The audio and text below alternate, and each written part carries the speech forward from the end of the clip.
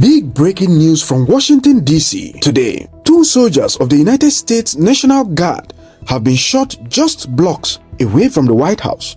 The incident has shaken the U.S. Capitol and sparked a fiery reaction from Donald J. Trump. He called the shooting an act of terror.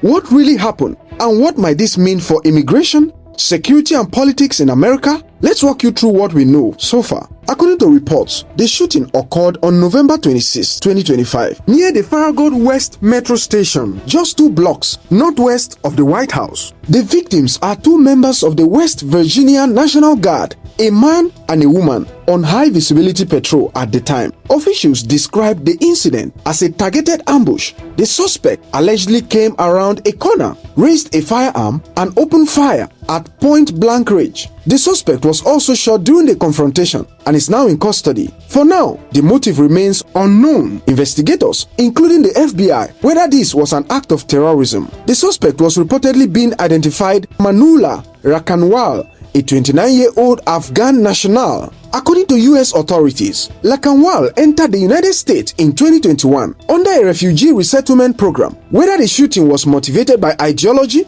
personal grievance, or something else, it is yet to be confirmed. Official statements describe the incident simply as a targeted attack. No clear motive has been released.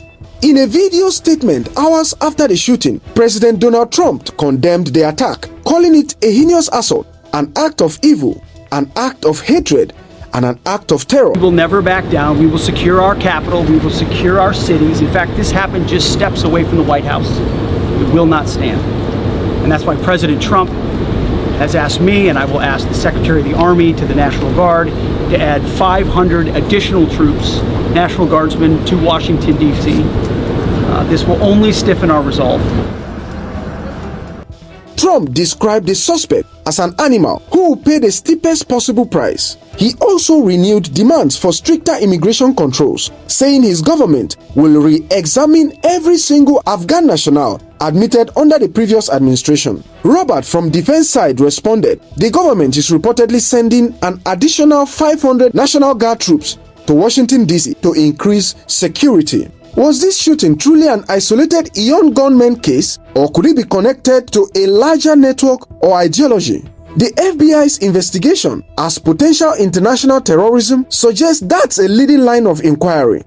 How will this affect U.S. immigration and refugee resettlement policies, especially for Afghan nationals? The political ripple effects are already being felt. What does this mean for security in Washington, D.C. and the broader deployment of National Guard troops in U.S. cities?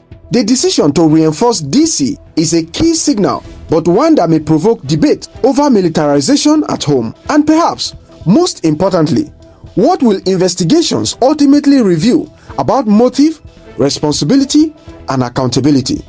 This is a developing story. As more details emerge about this suspect, the motive, and official responses, we will bring them to you. Hit subscribe, ring the bell notification, and join the conversation in the comments below. What do you think? Is this just a tragic, isolated attack, or is it a sign of deeper threat under the surface of US security and migration policy? Let us know in the comment section. And thanks for watching. Frank Adams, Eagles FM News.